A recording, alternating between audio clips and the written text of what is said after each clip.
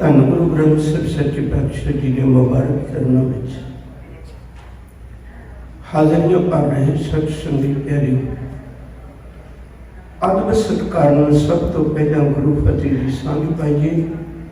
ਪਿਆਰ ਨਾਲ ਆਖੋ ਜੀ, ਵਾਹਿਗੁਰੂ ਜੀ ਕਾ ਖਾਲਸਾ, ਵਾਹਿਗੁਰੂ ਜੀ ਕੀ ਫਤਿਹ। ਦਾਸ ਤੋਂ ਪਹਿਲਾਂ ਭਾਈ ਗੁਰਪ੍ਰੀਤ ਸਿੰਘ ਜੀ ਬਰੜਵਾ ਉਹਨਾਂ ਦੇ ਜਥੇ ਨੇ ਰੱਬੀ ਬਾਣੀ ਦਾ ਕੀਰਤਨ ਕੀਤਾ। ਕਥਾ ਬਾਚਕਾਂ ਦੀ ਦੁਨੀਆ ਤੋਂ ਬਾਬਾ ਉੜ ਕਰਕੇ ਜਾਣੇ ਜਾਂਦੇ ਗੁਰਮੁਖ ਪਿਆਰੇ ਭਾਈ ਜਤਿੰਦਰ ਸਿੰਘ ਜੀ, ਉਹਨਾਂ ਨੇ ਬੜੇ ਪਿਆਰੇ ਮਿੱਠੇ ਬੋਲ ਗੁਰੂ ਹਰਕ੍ਰਿਸ਼ਨ ਸਾਹਿਬ ਜੀ ਦੇ ਬਾਰੇ ਵਿੱਚ ਸਾਨੂੰ ਸਰਵ ਕਰਵਾਏ। ਸਾਰਿਆਂ ਦਾ ਧੰਨਵਾਦ। आओ विचार की आरंभ करिए।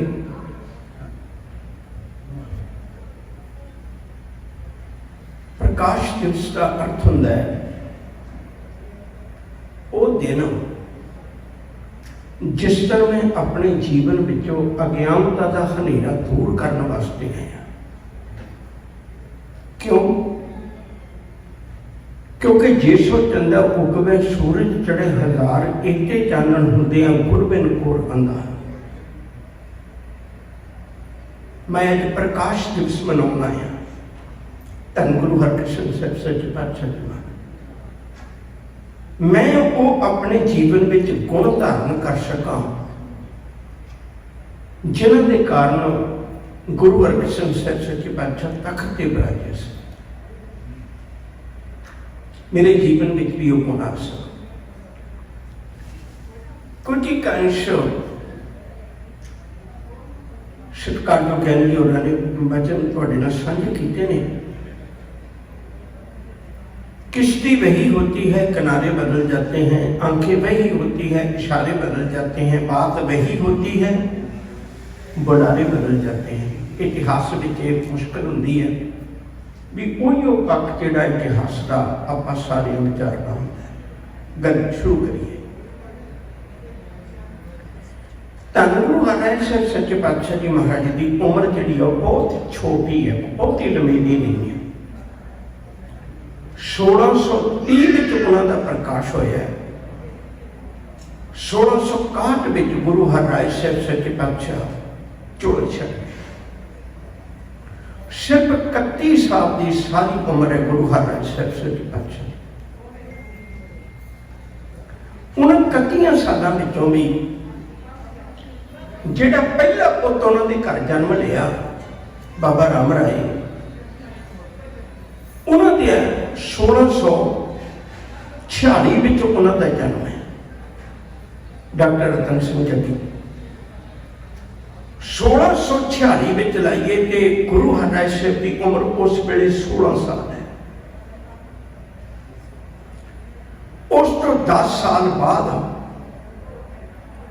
गुरु हरकृष्ण साहिब सच्चे पातशाह जी महाराज का प्रकाश होता 1656, 7 जुलाई 1656।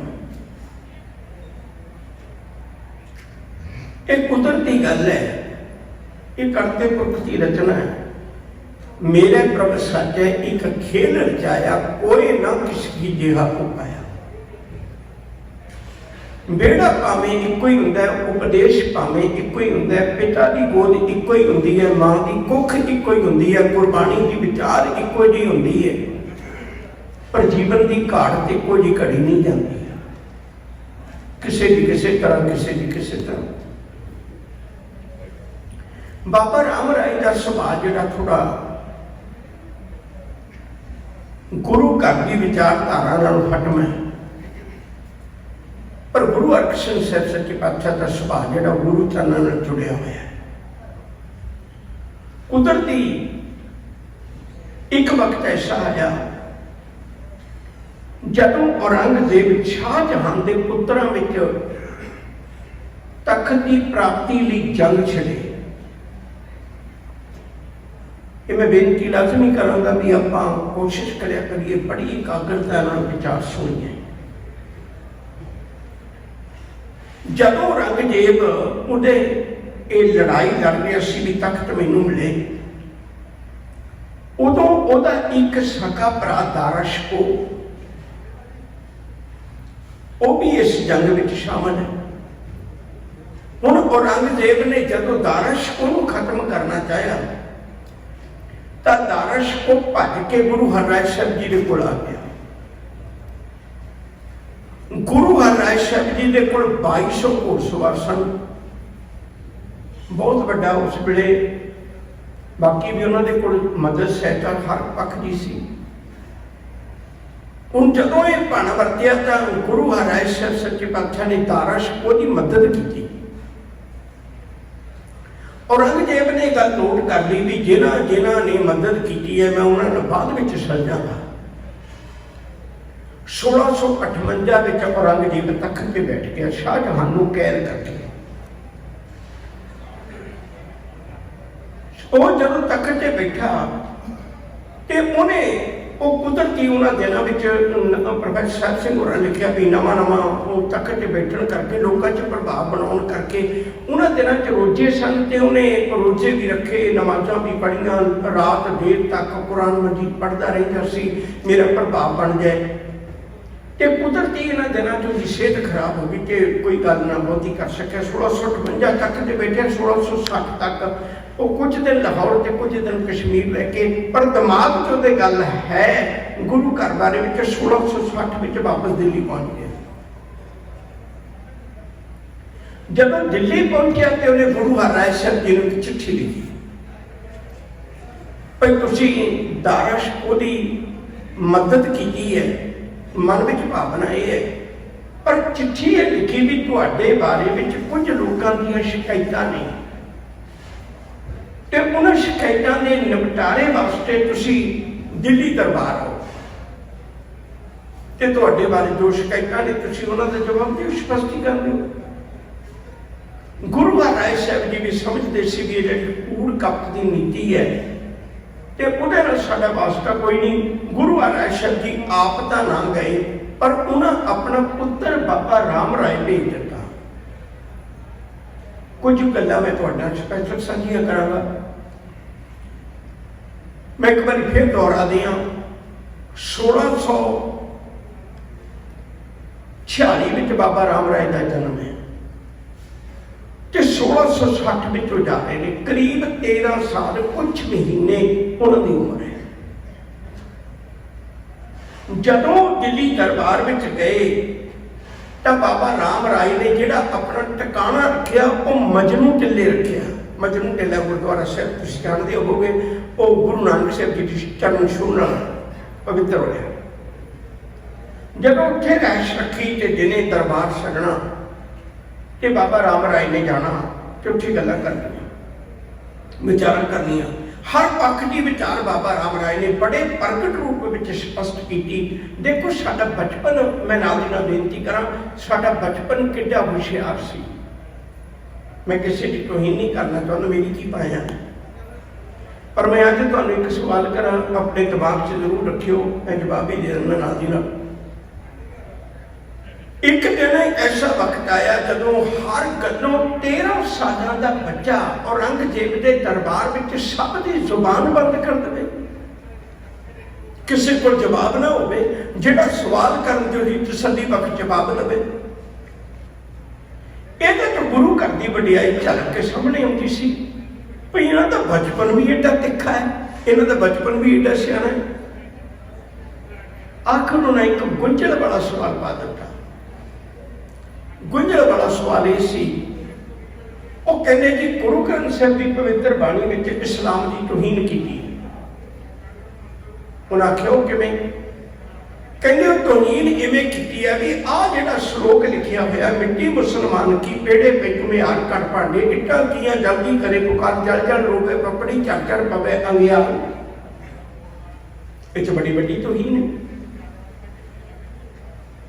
ਜਦੋਂ ਇਹ ਗੱਲ ਕਹੀ ਤੇ ਬਾਬਾ ਰਾਮ ਰਾਏ ਦਾ ਉਦੋਂ ਤੱਕ ਚੰਗਾ ਅਸਰ ਸੂਖ ਬਣ ਚੁੱਕਾ ਹੋਇਆ ਸੀ। ਚੰਗੀ ਉਹਨਾਂ ਦੀ ਵਡਿਆਈ ਜਿਹੜੀ ਆ ਉਹ ਸ਼ੋਭਾ ਹੋ ਚੁੱਕੀ ਹੋਈ ਸੀ ਤੇ ਬਾਬਾ ਰਾਮ ਰਾਏ ਨੇ ਮਨ ਵਿੱਚ ਵਿਚਾਰ ਬਣਾਈ ਵੀ ਜੇ ਇਸ ਪੰਕਤੀ ਦੇ ਅਰਥ ਸਪਸ਼ਟ ਕਰ ਦਿੱਤੇ ਔਰੰਗਜ਼ੇਬ ਨਾਰਾਜ਼ ਹੋ ਜਾਏਗਾ। ਇੱਥੇ ਰੁਕਣ ਲੱਗਾ ਮੈਂ।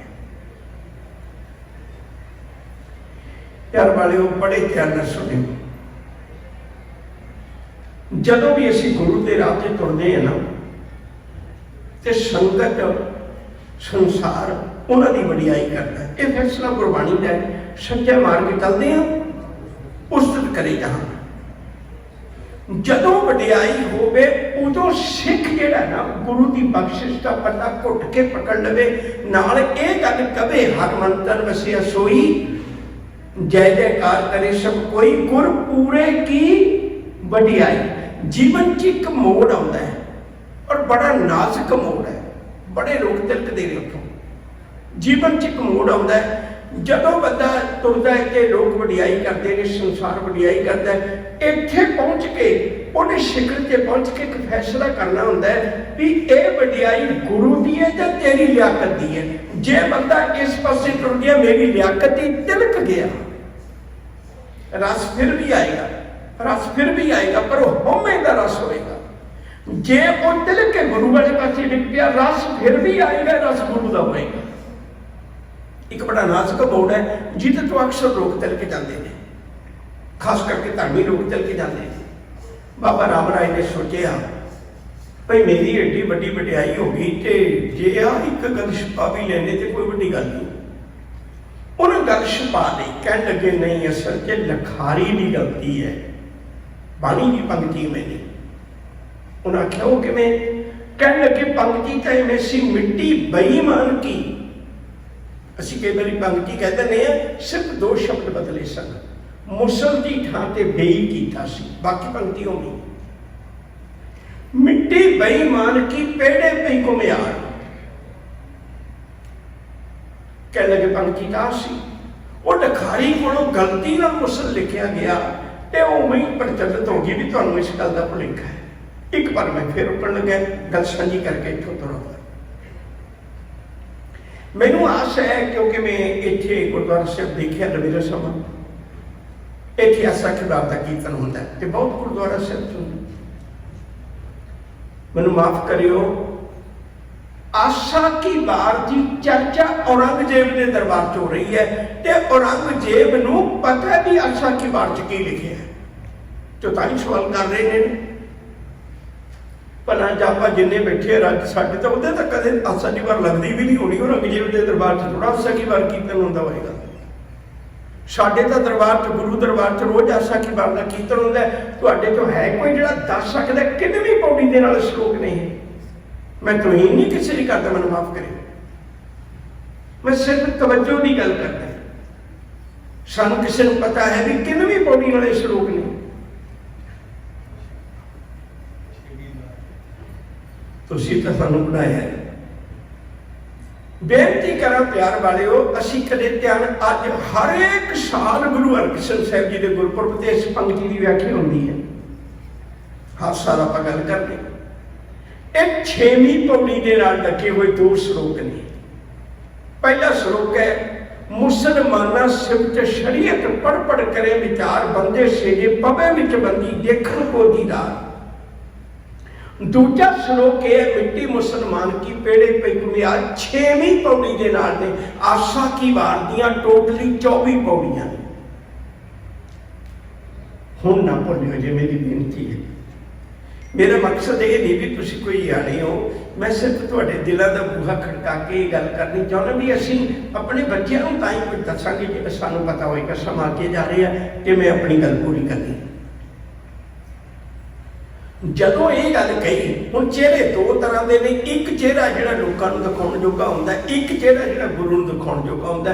जिन्हें गुरु नूं दिखाउण जोगा चेहरा रख लिया, शक करके जाने उन्हां दे मुख उजले ने, संसार उन्हां दे दर्शन करने चाहुंदा है। नानक ते मुख उजले केती छुट्टी ना। बड़े सुभागे ने चेहरे। आवे साहिब चित तेरियां भगतां डिठियां। राम राय ने सोचा मैं औरंगजेब नूं चेहरा दिखाउण जोगा बढ़ाना। उन्हें उस पंक्ति नूं बदल के रख दिता जिहड़े नाल गए हुए गुरसिख सन। एक पंक्ति बड़े ध्यान सुनियो, गुरसिख मीत चलो गुर चाली। रहना सिखां दे नाल, पर चाल गुरु वाली चलनी है, चाल किसी सिख वाली नहीं चलनी। सिख का की पता करो पैर चल के जाए, गुरु तो कदे तिलकदा नहीं ना। गुरसिख मीत चलो, गुरसिख मीत नाल चलना है, रल के चलना है, वक्खो वखरा नहीं होना, पर गुर चाली चलना है, सिख की चाली नहीं चलना। गुरसिख मीत चलो गुर चाली, जो गुर कहे सोई भल मानो, हर हर कथा निराली। मैं सिख की गल नहीं मानता, मैं गुरु की गल मानना है। तो इत्थे जिहड़े नाल दे गुरु के सिख सन, वो बाबा राम राय ने फतेह बुला के या उस वेले का जो बोला सी, वो कह के भी सजना तेरी साडी सांझ खत्म। वापस आके उन्होंने गुरु हरराय साहब जी ने दसिया भी तेरा लाडला तुसी तो बचन कह के तोड़िया सी उन्होंने, सुनो पुत्र मैं बचन तो एक कहूँ सदा संग तुम्हारे रहो, जो पूछे सो सच कह दीजिए, करा मात किश न प्रगटीजै। पर उत्तर क्या सच पास साहब कहते भी तुसी छड़ के आ गए हो, बहुत भागे हो, पर हुण जाके उन्होंने सुनेहा दे दो भी जिधर तेरा जी करता उधर चला जा ते मुड़ के ना। हुण आ जिहड़ी गल है ना, ये बहुत औखी है। तेरे 13 साल का बच्चा घरों कढ़ना एक सौखी गल नहीं।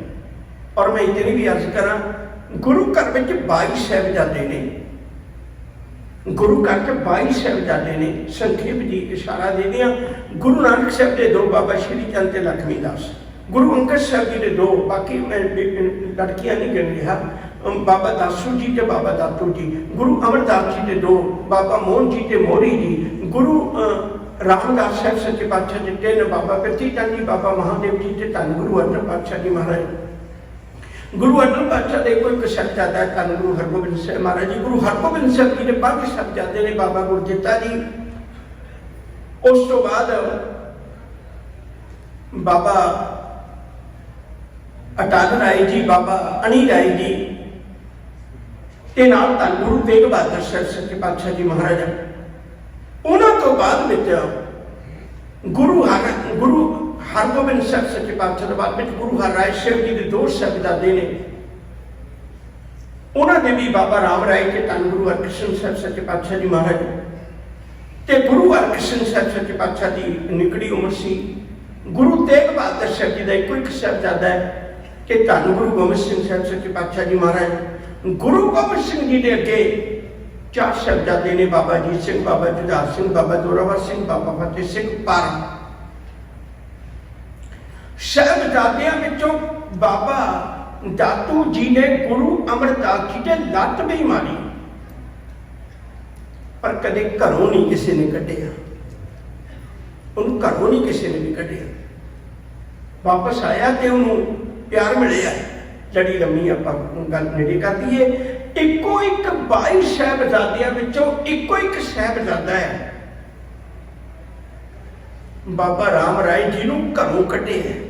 गुरु ने कोई गल कही सी, पुत मेरे शरीर ते जिन्हां लत्तां मारियां मैं उन्होंने नफरत नहीं की, मेरे लत बची सी मक्के की धरती से मैं उन्होंने भी प्यार किया, मेरे लत बची सी बाबा दातू ने मारी सी मैं उन्होंने भी प्यार किया, पर जिन्हें गुरु सिद्धांत नूं लत मार दी मैं उन्होंने अपने घर च नहीं रखता। गल्लां बड़ियां दिल च आ जांदियां ने। सिख कौम अज बड़ी जूझ रही है कई मुश्किलों के नाल। सिर्फ 2 गल्लां चेते रखियो जी, 2 गल्लां किते अज आपां कर लईए तो बड़ा कुछ साफ सुथरा हो सकता है। पहली गल असीं ये देखीए भी जिहड़ा शीश गुरु घर च रखिया जांदा है वो सरदार दा, बाबा दीप सिंह दा। जिहड़ा मस्से रंगड़ दा कढ के बाहर सुटिया जांदा वो गदार दा। तुसीं अज भी सरदार ते गदार की पछाण कर लो, सिख कौम दी मुश्किलां हल हो जाणगीਆਂ। मैं अपनी गल बन चला। बाबा राम राय नूं घरों कढ दिता। एक बारी भी गुरु ने मुड़ के संबंध न रखे अपने नाल। उस तो बाद में ये 1660 की घटना है। 1661 में गुरु हरराय साहब सच्चे पातशाह जी महाराज शरीरक थोड़ा छड्ड के ज्योति दूर समा गए। ते वो जान तो पहला गुरगद्दी जिहड़ी है वो धन गुरु हरकृष्ण साहब सच्चे पातशाह जी महाराज नूं बख्शिश कर गए। मैं फिर दोहरावां, 7 जुलाई 1656 ਨੂੰ ਗੁਰੂ ਹਰਕ੍ਰਿਸ਼ਨ ਸਾਹਿਬ ਜੀ ਦਾ ਪ੍ਰਕਾਸ਼ ਹੈ। मैं ये नहीं कहता तुहानूं गिणती नहीं आती, मैंने माफ़ करियो, तुसीं बहुत सियाणे बैठे, बहुत ज़्यादा कौम दी करीम बैठे हो।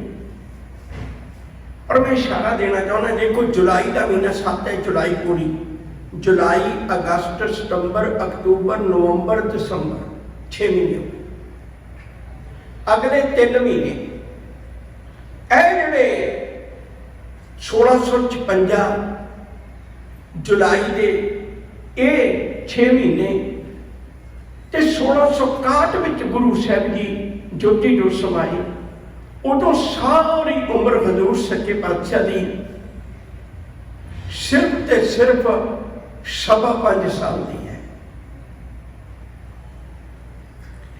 साडा 5.25 साल का बच्चा की है ते गुरु घर च 5.25 साल का बच्चा की है। ये है साडा बचपन, असीं नहीं समझा पाए।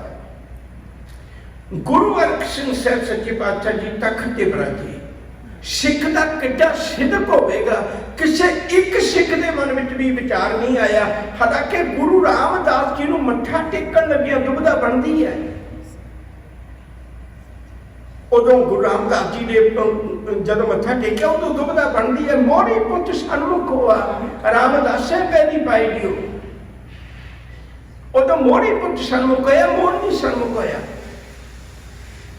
हालांकि उदों तो मत्था टेकन का चक्कर पैदा, पर गुरु हरकृष्ण साहब जी के वेले एक सिख भी नहीं जिहदे मन च शंका आया हो मैं 5.25 साल के बच्चे को किवें मत्था टेकां। सिख की भावना उन्हें पूर्ण यकीन है, जिन्होंने गुरु हरराय साहब जी थप के गए वो गुरु ही है। चारे पासे सिख संगतां विच बड़ी आश्चर्य होकर गल फैली भी गुरु हरकृष्ण साहब जी 5.25 साल की उम्र च गुरगद्दी ते बिराज गए। शेख सादी उन्हें एक किताब लिखी सी गुलिस्तान बोस्तान 1333 में ईरान का बहुत मशहूर दार्शनिक बंदा होया। उन्हें एक गल लिखी बड़ी प्यारी, कहते बुजुर्गी व अकल अस्त ना के बासाल, बुजुर्गी व अकल अस्त ना के बासाल, तो अंगरी व दिल अस्त ना के बामाल। तो अंगरी का अर्थ होता है अमीरी, अमीरी दिल नाल होंदी है, अमीरी धन पदार्थ नाल नहीं होंदी। कई बार बहुत धन पदार्थ हो गए पर दिल नहीं करता, दिल बड़ा गरीब है। बुजुर्गी व अकल अष्ट, बुजुर्गी अकल की होंदी है ना कि सालों की बुजुर्गी होंदी। मेरे वर्गे दाढ़ी सफेद हो जाती पर नहीं गल बनती। गुरु हरकृष्ण साहब जी ये शक्ल के बुढ़े नहीं, ये अकल के बुढ़े ने जिन्हें एडा बड़ा मुकाम हासिल किया। उस तो बाद कुदरती पन वरतिया जेड़े सिक्खी के दोखी सन। अजमेर सिंह ने एक गल लिखी बड़ी प्यारी, कहते जो मुसलमान है ना वो फिजिकली सानू किसी भी कौम को डिस्टर्ब करता है या नुकसान पहुंचाता है, पर जो सनातन धर्म है ना वो फिजिकली नहीं, वो अंदरूनी तौर पर डैमेज करता सानू सारिਆਂ ਨੂੰ। ਹੁਣ ਜਿਹੜੀ ਵਿਪਰਵਾਦੀ सोच सी वो कदों की बैठी सी भी साडा कोई बस नहीं चलता। उन्हें देखिया बच्चे को गुरगद्दी मिली, 5.25 साल का बच्चा की हुंदा सी ना प्रमाणन। उन्होंने कोशिश की, एक कोड़ी नूं भेजिया भी तू एक काम करी, जदों गुरु हरकृष्ण साहब जी बाहर निकलना ते उदों उस वेले तू पालकी के कोल जाके पुर लाई, लोग भी होंगे, लोगों भी पता लगेगा। हुण जदों कोल जाके पुर लाया तो गुरु हरकृष्ण साहब जी ने आवाज मारी, सिखा कह लगे पालकी उतार दो। हजूर तक कहते 5 साल का बच्चा, 5.5 साल का बच्चा, सोच लो 6 साल की उम्र होएगी जदों ये जिहड़ी साखी मैं तुहानूं सुना रही वरती होएगी। 6 साल का बच्चा तुम सोचो भी वो किड्डा कलम कद होएगा। वो पालकी च बैठ के जाया करते सन सतगुरु। और जब पालकी साहब ने आवाज मारी भी पालकी उतार दो, पालकी उतार दी ते बिठा लिया। साहब निकल के पालकी चो ते उहदे जेडे कोड़ी के जख्म तुसीं समझ, कोड़ दा हुण तां इलाज हो गया, पहला नहीं सी इलाज। कोड़ का वो होंदा सी भी जिथे भी पानी लगता गया जख्मां दा उठे उठे शरीर फुट जाना, जख्मी हो जाना। छूत का रोग सी कोई नड़े नहीं सी लगना। रखा है वो कुरला रहा है। ते गुरु हरकृष्ण साहब जी पालकी विचों निकले, अपने बोझे चों रुमाल कढ़िया, उहदे जख्मां नूं अपने रुमाल नाल पूंझिया। बहुत औखा सी, रुमाल नाल पूंझ के गुरु साहब ने दवाखाने चों दवाई दित्ती। याद रखो जे जिहड़ी दवाई, मैं एक बार रोकण लगा, तुहाडा ध्यान दवा के फिर इसे गल बनावां। दारा शिकोह नूं औरंगजेब ने खीर विच पा के कुछ ऐसा खवा दिता सी जिहदे नाल उहदे पेट विच तिखा दर्द हुंदा सी। ये शायद तुहानूं याद होवेगा भी शाहजहां नूं दारा शिकोह अपना पुत्त बड़ा प्यारा सी, बहुत प्यारा सी। उन्हें वैद हकीम इकट्ठे किए भी कोई साधन है मेरे पुत्त का इलाज हो जाए। वो कहने लगे साधन तो है पर मैनूं लगदा भी तुसीं करना नहीं। कहने लगे क्यों? कहने लगे करना इसलिए नहीं भी जिहदे नाल तूं किरपाना खड़काउंदा रहा उहदे घर च दवाई है, होर किते नहीं दवाई मिलनी, और दवाई तेनों किते भी नहीं मिलनी। केवल गुरु हरराय साहब जी के दवाखाने च दवाई है, उथों दवाई मंगवा, इहनूं खवा दारा शिकोह नूं, उहदे नाल इह बाल जिहड़ा है जां जो कुछ भी इहनूं खवाया वो निकल जाएगा ते इहनूं आराम आएगा, होर कोई इलाज नहीं। अज वांगू सर्जरी इन्नी नहीं सी उदों कामयाब हुई। याद रखो कि शाहजहां ने उदों चिट्ठी लिखी सी ते गुरु हरराय साहब जी ने दवाई भेजी सी। दारा शिकोह देर रोकता दी रात नूं हासिल हुई सी। हुण गुरु घर दा दवाखाना एडा मशहूर सी उस वेले, जिहड़ी दवाई लाल किला बनाउण वाले दे घर नहीं, जिहड़ी दवाई आगरे दा ताज महल बनाउण वाले शाहजहां दे घर नहीं, वो गुरु हरराय साहब दे घर है। सतगुरु ने इलाज किया, कोड़ी ठीक हो गया। हुणे तो गुरु घर से पहले दिन तो ही चले आ रहा सी। गुरु नानक साहब ने दीपालपुर का कोड़ी ठीक किया सी। गुरु अमरदास जी ने लाहौर का खाई पिंड का कोड़ी जिन्हों मंजी भी दी सी भाई प्रेमा, वो ठीक किया सी। गुरु घर की मर्यादा चली आ रही सी। तो गुरु हरकृष्ण साहब सच्चे पातशाह की वडियाई जी चारे पासे फिर फैल गई। लोग सोचते साने बच्चा है, असी किसी न किसी तरीके अपनी मनशा च कामयाब हो जाएंगे, पर उल्टा ही लगे भी नहीं कमलियो। गुरु हरकृष्ण साहब जी के दीदार ही इन्ने पवित्र ने, तुसीं जाके दर्शन करो तो रोग कट्टे जाएंगे। कुछ समा होर गुजरिया, ये कई जड़ियाँ साखियां आउंदियां ने, आपां अज समय मुताबक छड्डण लगे। जिवें रोपड़ का एक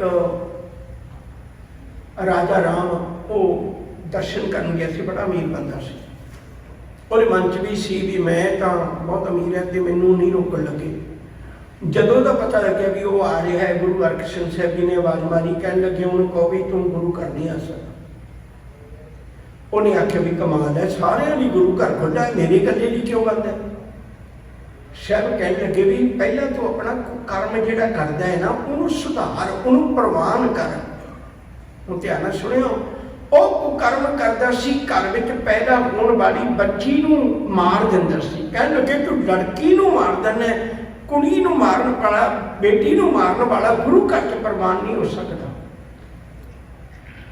प्रवान करता सतबीर सिंह ने गल की, उन्हें हाथ जोड़े कहण लगे पातशाह मैं तो बच्चा समझ के आ गया सी, मैनू नहीं सी पता तू दिल दीआं शुभियां होईयां वो जिहड़ियां बुराइयां वो भी कट देगा।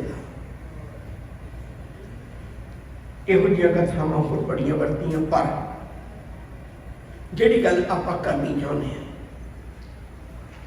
हुण जिहड़ा बाबा राम राय है वो जाके बैठ गया देहरादून। उसदा नाम देहरादून भी तां पिया क्योंकि उसदा पहला नाम दून है। उत्थे बाबा राम राय ने देहरा बनाया, बदल के नाम बन गया देहरादून। उसदा पहला नाम दून है। जदों देहरादून तो बाबा राम राय आया औरंगजेब के कोलों, नहीं आख्या भी मैं तेरे मगर लग के सारी जिंदगी बर्बाद कर ली अपनी। वेख गुरु हरकृष्ण साहब जी की कितनी वडियाई हो रही है, मेरे नालों 10 साल छोटा है, मेरे नालों 10 साल छोटा है, ਉਹਦੀ एड्डी वडियाई हो रही है तो मेरी बदनामी हो रही है थां थां के उत्ते, ते तू मेरे लिए कुछ ना कुछ कर, गुरगद्दी का हक मेरा बनता है। देख मैं कितना लायक है, मेरी लायकी का यह सबूत है भी मैनू गुरु हरराय साहब ने भेजा सी तेरे को जवाब देने वास्ते। मैं एडा लायक है, मैं तेरे सारे सवालों का जवाब दिता है, तो जे मैं लायक है तां ही दिता है, गुरगद्दी मैनू दवा। औरंगजेब कहने लगे भी बिल्कुल ठीक है, वो भी चाहता सी मैं कदों का इस कद च बैठा है, मैं गुरुआं नूं शहीद तक करके देख लिया मेरे बजुर्गों ने, पर ये गुरु घर की आवाज़ बंद नहीं हुई। तो मैं हुण चाहुंदा भी जिहड़ी फुट पई है मैं उसका लाभ लवां। 2 भरावां च फुट पैगी, गुरगद्दी वास्ते पैगी, मेरा लाभ लवां। हुण औरंगजेब ने गुरु अर्जन साहब जी नूं एक सुनेहा भेजिया भी तुसीं दिल्ली आओ, तुहाडे नाल सवाल जवाब होने ने। वक्त का राजा होने के नाते एक नाल बेइंसाफी हो रही है, मेरा फर्ज बनता मैं इंसाफ करूं। गुरु अर्जन साहब जी ने जवाब दिता भी सानू कोई लोड़ नहीं तेरे सवालों की परवाह करनी, मैं नहीं होना। औरंगजेब चलाक बड़ा सी, बहुत चुस्त है, प्यारा सिंह पद्मनी किताब लिखी गुरु तेग बहादुर सिमरे है, वो एक गल लिखी बड़ी प्यारी, समा नेड़े हो गया मैनू बार बार ख्याल आता है, ये गल चेता रखे। उन्हें किताब बड़ी प्यारी गल लिखी है, शाहजहान नमाज अदा करन गया अंदर, सारा परिवार उसका अंदर है, शाहजहान बार बार देखता भी औरंगजेब नहीं आया, वो बाहर निकल के औरंगजेब बाहर खड़ा है, तो उन्हें बाहर निकल के पूछा भी तू पुत नमाज ही नहीं अदा की, अज नमाज अदा करनी सी, तू बाहर क्यों खड़ा रहा? वो कहना मैं तां खड़ा रहा भी बाई चांस मसीत डिग पवे, तुसी सारे मर जाओ तो रात कौन करेगा, कोई तो होवे ना बाहर, मैं तां बाहर खड़ गया सी। उन्हें शाहजहां ने मत्थे हथ मारिया भी तू खुदा दे घर आके भी तू ये सोचदा सारे मर जाण मैं कल्ला जिंदा रह जा। इहो जिहा कपटी सी औरंगजेब। मैं सिर्फ एक झलक तुहाडे नाल साझी कीती।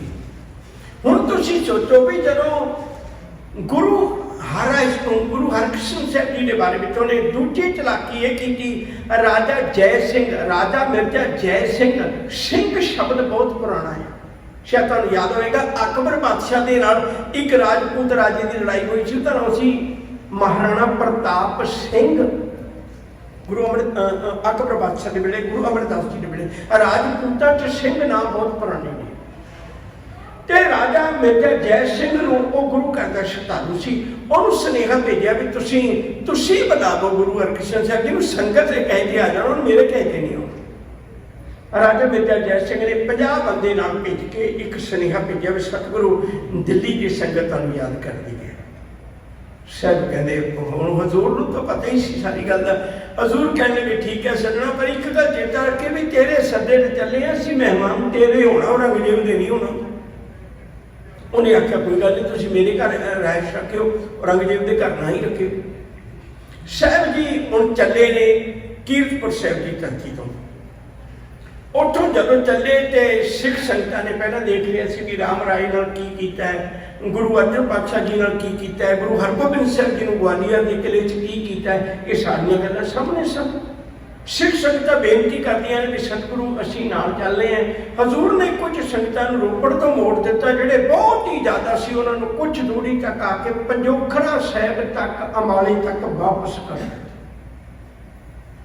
इत्थों जदों उन्हां संगतां नूं वापस करना है, हुण तक नाल ने, उदों एक दीवान सजिया, दीवान सजिया, संगत दूर तक बैठी है, इलाके की संगत भी आ गई, दूर तक संगत बैठी, ते एक 7.25 साल का बच्चा बैठा उपदेश कर रहा। सिख संगत एकाग्रता न सुन रही है। उठों बिपर नूं फिर तकलीफ हुई भी है, किवें हो सकता है, ये किवें हो सकता है। उन्हें एक नवी चाल खेडी। उस वेले एक नौजवान बड़ा तर्कवादी सी, बहुत ज़्यादा, उहदे जीवन में विद्या भी बहुत सी, उन्होंने लै आंदा, उहदा नाम लाल चंद है। लाल चंद आके गुरु हरकृष्ण साहब जी नूं कहण लगा भी सानूं तुहाडे ते बड़ा इतराज है। साहब कहंदे किहड़ी गल दा? ਕਹਿਣ ਲੱਗੇ ਇੱਥੋਂ ਕੁਝ ਦੂਰੀ ਤੇ ਤੁਹਾਨੂੰ ਕਿਤੇ ਵਕਤ ਮਿਲਿਆ, ਦਿੱਲੀ ਤੋਂ ਜਾਂਦੀਆਂ ਹੀ ਦੋ ਥਾਵਾਂ ਆਉਂਦੀਆਂ ਤੁਹਾਨੂੰ, ਇੱਕ ਕੁਰਕਸ਼ੇਤਰ ਜਿੱਥੇ ਗੀਤਾ ਉਚਾਰੀ, ਉਹਦੇ ਬਿਲਕੁਲ ਲਾਗੇ ਪੰਜੋਖਰਾ ਸਾਹਿਬ ਹੈ, ਜਿੱਥੇ ਗੁਰੂ ਜੀ ਨੇ ਇਹ ਜਿਹੜੀ ਮੈਂ ਤੁਹਾਡੇ ਨਾਲ ਵਿਚਾਰ ਸਾਂਝੀ ਕਰਨ ਲੱਗਿਆ ਵਰਤਣੀ ਹੈ। ਉਹਨੇ ਇੱਕ ਗੱਲ ਆਖੀ, ਕਹਿਣ ਲੱਗੇ ਇੱਥੇ ਨੇੜੇ ਕੁਰਕਸ਼ੇਤਰ ਹੈ, ਜਿਹੜੀ ਧਰਤੀ ਦੇ ਉੱਤੇ ਗੀਤਾ ਉਚਾਰੀ ਗਈ, ਕ੍ਰਿਸ਼ਨ ਜੀ ਨੇ ਗੀਤਾ ਉਚਾਰੀ ਹੈ, ਤੇ ਅਸੀਂ ਉਸ ਕ੍ਰਿਸ਼ਨ ਜੀ ਨੂੰ ਭਗਵਾਨ ਕ੍ਰਿਸ਼ਨ ਕਹਿ ਦਿੰਦੇ, ਬਸੋਂ ਵੱਧ ਏਡਾ ਕੁ ਨਾਂ ਹੀ ਲਾ ਦਿੰਦੇ ਆ, ਇਹ ਤੋਂ ਵੱਧ ਨਹੀਂ। ਪਰ ਮੈਂ ਤੁਹਾਨੂੰ ਪੁੱਛਦਾ ਵੀ ਤੁਸੀਂ ਏਡੀ ਛੋਟੀ ਉਮਰ ਹੋ ਤੇ ਤੁਹਾਡੇ ਨਾਂ ਨਾਲ ਗੁਰੂ ਹਰਿਕ੍ਰਿਸ਼ਨ ਸਾਹਿਬ ਜੀ ਏਡਾ ਵੱਡਾ ਨਾਂ ਰੱਖਿਆ ਹੋਇਆ ਤੁਸੀਂ, ਤੇ ਤੁਸੀਂ ਗੀਤਾ ਦਾ ਕੀ ਉਚਾਰਨੀ, ਤੁਸੀਂ ਗੀਤਾ ਦੇ ਅਰਥ ਵੀ ਨਹੀਂ ਕਰ ਪਾਓਗੇ। ਹਜ਼ੂਰ ਕਹਿਣ ਲੱਗੇ ਤੇਰੇ ਪਹਿਲੇ ਸਵਾਲ ਦਾ ਜਵਾਬ ਆ ਵੀ ਇਹ ਜਿਹੜਾ ਨਾਂ ਰੱਖਿਆ ਨਾ, ਇਹ ਚੋਂ ਇੱਕ ਵੀ ਮੇਰਾ ਨਹੀਂ ਹੈ। ਜਿਹੜਾ ਸ਼ਬਦ ਤੈਨੂੰ ਲੱਗਿਆ ਮੈਂ ਵਾਧੂ ਆਪਣੇ ਨਾਲ ਲਾਇਆ, ਮੈਂ ਕੱਟ ਦਿਆਂਗਾ ਜੇ ਤੇਰੇ ਨਾਲ ਵਧਦਾ ਰਿਹਾ। ਗੁਰੂ ਇਸ ਲਈ ਵੀ ਮੈਨੂੰ ਗੁਰਗੱਦੀ ਮਿਲੀ ਹੈ, ਇਹ ਮੈਂ ਆਪ ਤਾਂ ਬਣਿਆ ਨਹੀਂ। ਹਰ ਇਸ ਲਈ ਵੀ ਮੇਰੇ ਪਿਤਾ ਦਾ ਨਾਮ ਹਰ ਰਾਏ ਸਾਹਿਬ ਹੈ। ਕ੍ਰਿਸ਼ਨ ਇਸ ਲਈ ਵੀ ਮੇਰੀ ਮਾਂ ਦਾ ਨਾਮ ਕ੍ਰਿਸ਼ਨ ਕੌਰ ਹੈ। ਗੁਰੂ ਹਰਿਕ੍ਰਿਸ਼ਨ ਸਾਹਿਬ ਸੰਗਤ ਸਤਿਕਾਰ ਲਈ ਕਹਿੰਦੀ, ਇਹ ਵੀ ਮੈਂ ਆਪਣੇ ਨਾਲ ਆਪਣੀ ਲਾਇਆ। ਤੂੰ ਦੱਸ ਇਹਨਾਂ ਚੋਂ ਕਿਹੜਾ ਫਾਲਤੂ ਨਾਮ ਹੈ ਉਹ ਕੱਢ ਦਿੰਦਾ। ਲਾਲ ਚੰਦ ਚੁੱਪ ਕਰ ਗਿਆ, ਸ਼ਰਮਿੰਦਾ ਹੋ ਗਿਆ, ਉਹ ਤਾਂ ਹੈ ਹੀ ਕੋਈ ਨਹੀਂ ਸੀ। ਸਤਿਗੁਰੂ ਨੇ ਆਪਣੇ ਨਾਲ ਆਪ ਨਹੀਂ ਨਾ ਲਾਇਆ ਹੋਇਆ ਕੋਈ ਵੀ ਸ਼ਬਦ। ਕਹਿਣ ਲੱਗੇ ਦੂਜੀ ਗੱਲ ਇਹ ਹੈ ਵੀ ਜੇ ਇਹ ਤੁਹਾਨੂੰ ਪੁੱਛਣੀ ਚਾਹੁੰਦੇ ਵੀ ਤੁਸੀਂ ਗੀਤਾ ਦੇ ਅਰਥ ਕਰਦੇ ਹੋ ਕਿ ਹਜ਼ੂਰ ਕਹਿੰਦੇ ਨਹੀਂ, ਕਹਿੰਦੇ ਮੈਨੂੰ ਪਹਿਲਾਂ ਹੀ ਪਤਾ ਸੀ ਬੱਚਿਆਂ ਦਾ ਕੰਮ ਥੋੜਾ, ਐਡਾ ਵੱਡਾ ਸੰਸਾਰ ਦਾ ਗਿਆਨ ਹੈ। ਹਜ਼ੂਰ ਕਹਿਣ ਲੱਗੇ ਨਹੀਂ ਭਲਿਆ, ਜੇ ਮੈਂ ਅਰਥ ਕੀਤੇ ਤੇਰੇ ਮਨ 'ਚ ਸ਼ੰਕਾ ਰਹਿ ਜਾਣਾ ਵੀ ਗੁਰੂ ਘਰ ਅਮੀਰ ਘਰ 'ਚ ਬੱਚਾ ਪੜਿਆ ਤੇ ਕਿਤੇ ਨਾ ਕਿਤੇ ਵਿਦਵਾਨ ਆਉਂਦੇ ਰਹਿੰਦੇ ਨੇ, ਸੁਣੀ ਹੋਏਗੀ ਕਿਤੇ ਵਿਚਾਰ ਤੇ ਅਰਥ ਕਰ ਦਿੱਤੇ। ਤੂੰ ਇੱਕ ਕੰਮ ਕਰ, ਜਿਹਦੇ ਤੈਨੂੰ ਭਰੋਸਾ ਹੈ ਤੂੰ ਉਹਨੂੰ ਲੈ ਕੇ ਆ। ਹੁਣ ਉਹ ਉਸ ਵੇਲੇ ਭਾਲਦਾ ਇੱਕ ਛੱਜੂ ਝੂੜ ਲੋਕਾਂ ਦੇ ਘਰ ਪਾਣੀ ਭਰਨ ਵਾਲਾ, ਸ਼ਾਇਦ ਤੁਹਾਡੇ ਚ ਕਿਸੇ ਨੇ ਦੇਖਿਆ ਹੋਵੇ ਫੋਟੋਆਂ 'ਚ, ਇੱਕ ਵਹਿੰਗੀ ਹੁੰਦੀ ਸੀ, ਉਹਦੇ ਪਿੱਛੇ ਘੜੇ ਬੰਨ ਦੇਣੇ ਤੇ ਅੱਗੇ ਘੜੇ ਬੰਨ ਦੇਣੇ, ਮੋਢੇ ਤੇ ਵਹਿੰਗੀ ਜੀ ਰੱਖ ਕੇ ਉਹ ਤੇ ਪਾਣੀ ਭਰਨਾ ਵੀ ਮੈਂ ਇੱਕੋ ਗੇੜੇ ਕਈ ਘੜੇ ਲੈ ਜਾ। ਇਸ ਸ਼੍ਰੇਣੀ ਦਾ ਕੰਮ ਸੀ ਲੋਕਾਂ ਦੇ ਘਰ ਪਾਣੀ ਭਰਨਾ। ਜਦੋਂ ਪਾਣੀ ਭਰਦਾ ਤੇ ਪੰਡਿਤ ਲਾਲ ਚੰਦ ਨੇ ਉਹਨੂੰ ਕਿਹਾ, ਓਏ ਛੱਜੂ ਇਹ ਘੜੇ ਇੱਥੇ ਰੱਖ ਦੇ, ਚੱਲ ਤੂੰ ਅੱਜ ਮੇਰੇ ਨਾਲ ਚੱਲ। ਉਹ ਚੱਲਿਆ। ਹੁਣ ਕੁਰਬਾਨੀ ਦਾ ਫੈਸਲਾ ਮੈਂ ਆਪਣੇ ਕੋਲੋਂ ਨਹੀਂ ਕਰਨਾ। ਸ਼ਬਦ ਨਾ ਜਾਣੇ ਸੇ ਅੰਨੇ ਬੋਲੇ ਸੇ ਕਿਤ ਆਏ ਸੰਸਾਰਾ। ਉਹਨੂੰ ਇਹ ਸੋਚ ਪੂਰੀ ਭਈ ਇਹਨੂੰ ਮੈਂ ਕਦੇ ਮੰਦਿਰ 'ਚ ਨਹੀਂ ਆਉਣ ਦਿੱਤਾ, ਇਹਨੂੰ ਕਦੇ ਮੈਂ ਕੋਈ ਗੀਤਾ ਦਾ, ਇਹਨੂੰ ਕਦੇ ਕੋਈ ਆਪਣੇ ਵੇਦ ਗ੍ਰੰਥਾਂ ਦਾ ਮੈਂ ਸ਼ਬਦ ਨਹੀਂ ਪੜ੍ਹਨ ਦਿੱਤਾ, ਕਿਉਂਕਿ ਸ਼ੂਦਰ ਨੂੰ ਹੱਕ ਨਹੀਂ ਹੈ। ਇਹਨੇ ਨਾ ਕਦੇ ਸੁਣਿਆ ਨਾ ਕਦੇ ਪੜ੍ਹਿਆ, ਇਹ ਤਾਂ ਨਾ ਬੋਲਾ, ਇਹ ਕੀ ਕਰੇਗਾ। ਉਹ ਜਦੋਂ ਗੁਰੂ ਹਰਿਕ੍ਰਿਸ਼ਨ ਸਾਹਿਬ ਸੱਚੇ ਪਾਤਸ਼ਾਹ ਜੀ ਦੇ ਕੋਲ ਗਏ ਤੇ ਉਹਨੂੰ ਕਹਿਣ ਲੱਗੇ ਵੀ ਛੱਜੂ ਬੈਠ ਕੇ ਤੂੰ ਅਰਥ ਕਰਨੇ ਨੇ। ਹਜ਼ੂਰ ਕਹਿਣ ਲੱਗੇ ਨਹੀਂ। ਕਹਿਣ ਲੱਗੇ ਕਿਉਂ? ਕਹਿਣ ਲੱਗੇ ਭਾਈ ਛੱਜੂ ਤੂੰ ਮੇਰੇ ਕੋਲ ਆ। ਛੱਜੂ ਦੀਆਂ ਤਾਹਾਂ ਨਿਕਲ ਗਈਆਂ, ਗਰੀਬ ਨਵਾਜ ਸੁਣਿਆ ਤਾਂ ਬਹੁਤ ਵਾਰੀ ਸੀ, ਐਸੀ ਲਾਲ ਤੁਝ ਬਿਨ ਕੌਣ ਕਰੇ, ਗਰੀਬ ਨਵਾਜ ਗੁਸਈਆ ਮੇਰਾ ਮਾਥੇ ਛਤਰ ਧਰੇ। ਪਰ ਅੱਜ ਮੈਂ ਦੇਖ ਲਿਆ ਗੁਰੂ ਹਰਿਕ੍ਰਿਸ਼ਨ ਸਾਹਿਬ ਜੀ ਨੇ ਬਰਾਬਰ ਬਿਠਾਇਆ।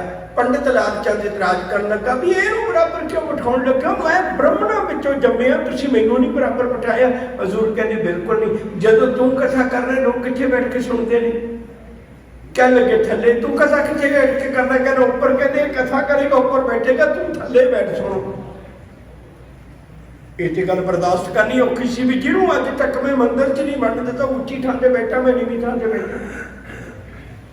ਬਦਕਿਸਮਤੀ ਸਾਡੇ ਕੋਲ ਸ਼ਲੋਕ ਨਹੀਂ ਕਿਸੇ ਵਿਦਵਾਨ ਨੇ ਲਿਖਿਆ, ਉਹਨਾਂ ਨੇ ਸ਼ਲੋਕ ਪੜ੍ਹਿਆ ਤੇ ਉਸ ਭਾਈ ਛੱਜੂ ਨੇ ਇਹੋ ਜਿਹੇ ਅਰਥ ਕੀਤੇ। ਯਾਦ ਰੱਖਿਓ ਤੁਹਾਡੇ 'ਚ ਜਿਹੜੇ ਵਿਦਵਾਨ ਪੁਰਸ਼ ਬੈਠੇ ਨੇ ਨਾ, उन्होंने समझाना बहुत औखा होंगे क्योंकि उन्होंने खुद का ही शब्दों की वोकैबुलरी एडी ज़्यादा होती है भाई उन्होंने को अपने को खजाना वो सारे शब्दों का की प्रभावित होना।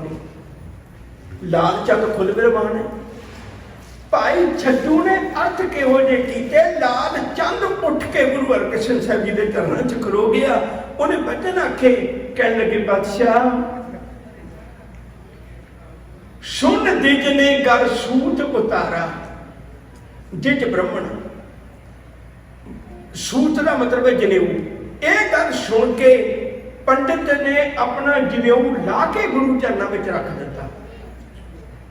सुन दिज ने गर सूत उतारा मैं भयो सिख रावरे द्वारा।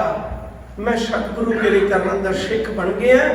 जेड़े अर्थ भाई छज्जू ने कर दिते हो मैं अज तक नहीं किते पढ़े, मैं अज तक नहीं अर्थ किए, मैनू अपने चरणों का सेवक बना लै। प्रिंसीपल सतवीर सिंह ने लिखिया कहते लाल चंद गुरु चरणों का सेवक बन के लाल सिंह बनया। चमकौर की गढ़ी के 40 शहीदों विचों एक शहीद वो लाल सिंह है।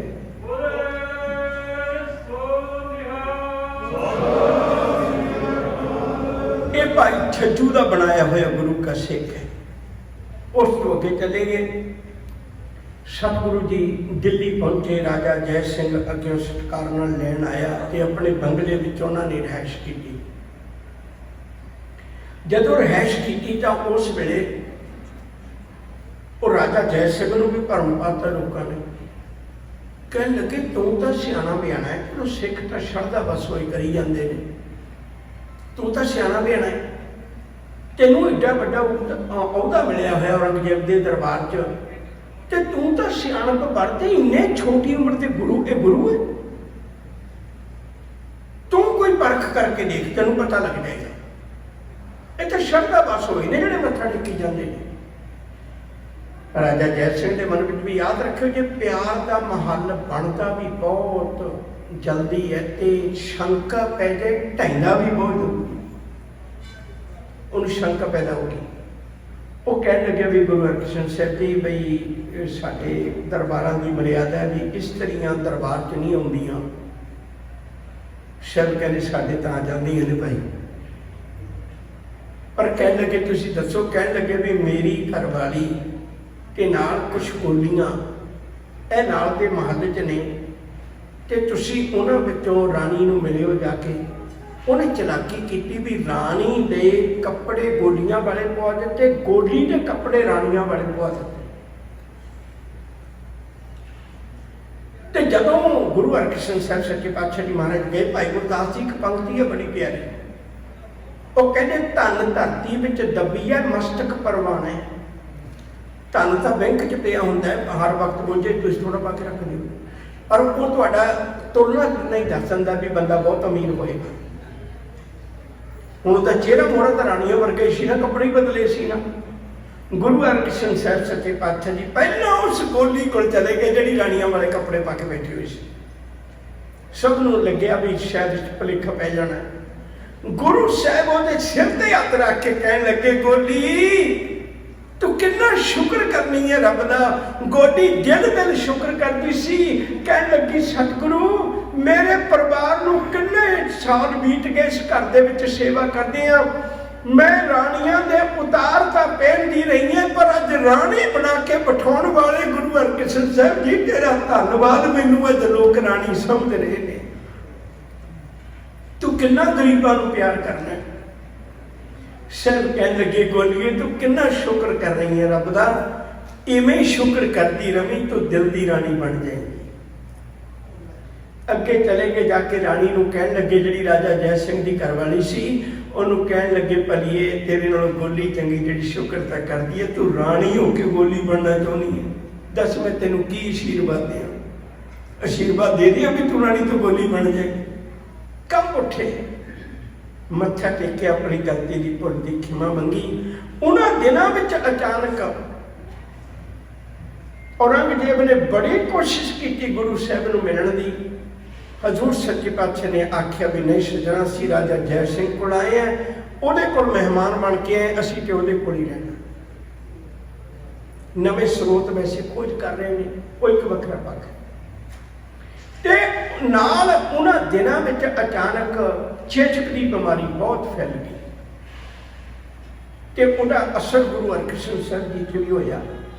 साहब सतगुरु जी ने उहदा राजा जय सिंह दा बंगला छड्ड के सिखां नूं कह के जमुना के किनारे जाके ठिकाना कर लिया। तुहाडे च कोई शहर गया होवे, जमुना जाके ठिकाना किया ते सतगुरां ने उत्थे कुछ वचन बोले। वचन बोले, बाबा बसे के ग्राम बकाले बनगुर संगत सकल संभाले। ये गल 30 मार्च 1664 दी है।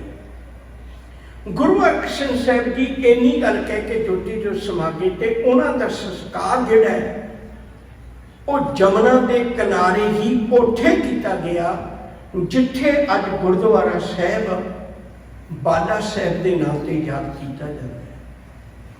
प्यारे एक गल कह के मैं समाप्ति कर लगा। बाबा मक्खन शाह जी ने जाके किमें गुरु तेग बहादुर साहब जी तक पहुँच की। तुसीं देखो मार्च के महीने 30 तरीक को सतगुरु जी ने ज्योति जो समाए ने ते अगस्त की 11 तरीक को बाबा मक्खन शाह ने पहुंचना। इन्ना वक्त लगे है, उहदे दरम्यान मंजियां लगियां सन। ये आने वाले दिनों च आपां गल करांगे, अज नहीं। प्यार वाले मैं तुहाडे चरणों च हथ जोड़ के बस इन्नी बेनती करनी चाहुंदा है। गुरु साहब ने हर तरह का साडा शंका निवृत्त किया होया।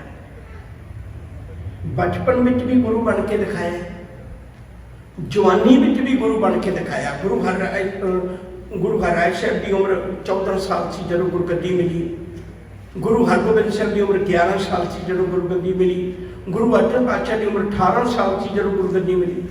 जो साडी जवानी किहो जी ते साडा बुढ़ापा किहो जिहा वो गुरु अमरदास जी ने कोल सीख सकनी है। बुढ़ापे में भी गुरु बने, जवानी च भी गुरु बने, बचपन च भी गुरु बने। उम्र का तकाजा नहीं है, तकाजा ते गुरु की सिक्ख्या नूं लैके हिरदे च धारण करना है। आओ प्यारिओ अज आपां भी भावना बनाइए सतगुरु जी के दर ते। सो को फल गुर सेविए ऐन सै सुभाए। दर्शन परसिए गुरु के जन्म मरण दुख। ये बेनती कबूल करे। भुला चुका दी खेमा अदब सत्कार नाल आखो जी वाहिगुरू जी का खालसा वाहिगुरू जी।